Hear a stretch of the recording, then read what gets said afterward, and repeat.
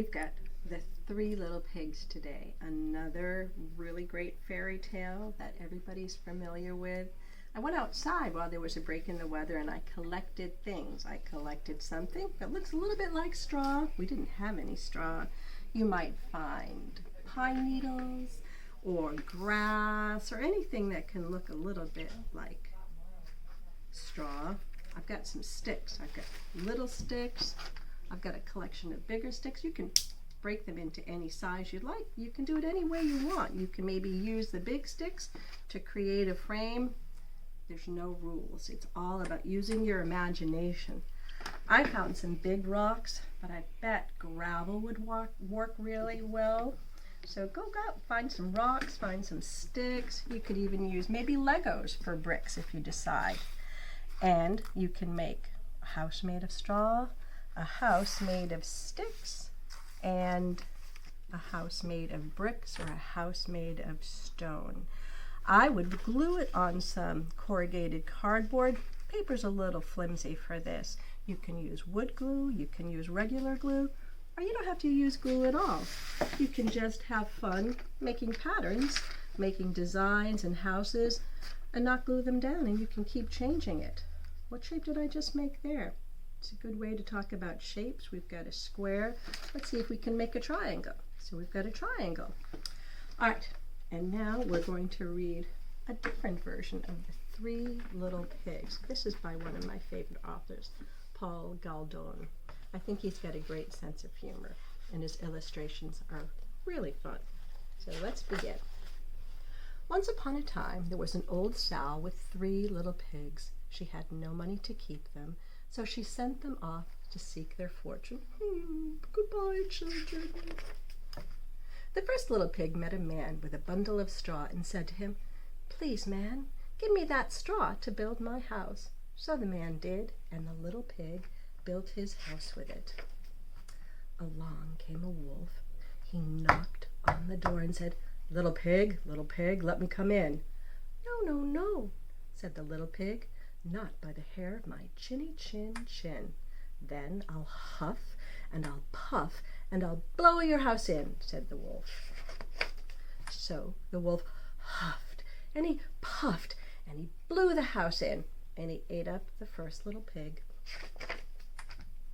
The second little pig met a man with a bundle of sticks and said, "Please, man, please give me those sticks to build a house." So the man did, and the little pig built his house with them. Then along came the wolf and said, little pig, let me come in." "Oh, no, no, no, not by the hair of my chinny chin. "Then I'll huff and I'll puff and I'll blow your house in," said the wolf. So he huffed and he puffed and he huffed and he puffed, and at last he blew the house in, and he ate up the second little pig.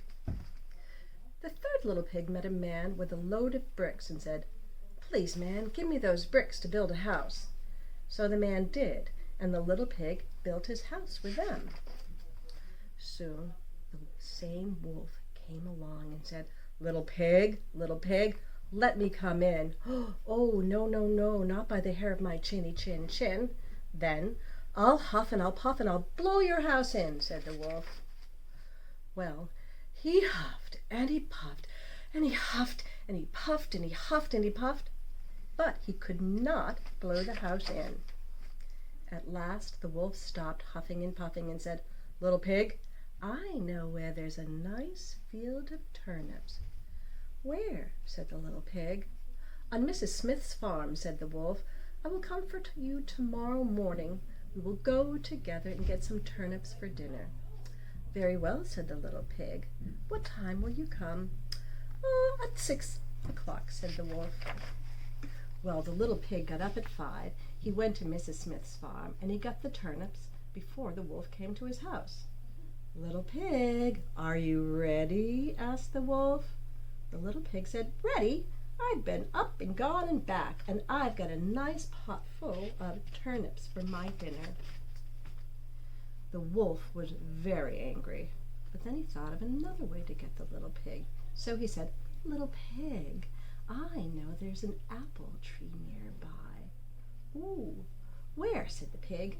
down at Merry Garden," replied the wolf. "I will come for you at 5 o'clock tomorrow morning, and we'll go get us some apples." Well, the little pig got up the next morning at 4 o'clock, and he went out for the apples. He wanted to get back home before the wolf came, but it was a long way back to Merry Garden, and then he had to climb the tree, and just as he was climbing back down with his basket full of apples, he saw the wolf coming. "Little pig," the wolf said, "you got here before me. Are the apples nice?" "Oh, yes, yes, very," said the little pig. "I will throw one down to you." And he threw the apple as far as he could throw. And while the wolf ran to pick it up, the little pig jumped down and ran home. The next day the wolf came again, and he said to the little pig, "Little pig, there's a fair at Shanklin this afternoon. Would you like to go?" "Oh, yes," said the little pig. "When will you come to get me?" "At 3, said the wolf. Well, the little pig went off at 2 o'clock and bought a butter churn at the fair. He was going home with it when he saw the wolf coming. The little pig jumped into the butter churn to hide, and the churn fell over and it rolled all the way down the hill with the pig in it. This frightened the wolf so much that he turned and he ran home. Later, the wolf went back to the little pig's house and told him what had happened. "A great round thing came rolling down the hill right at me," said the wolf. "Ha! I frightened you then," said the little pig.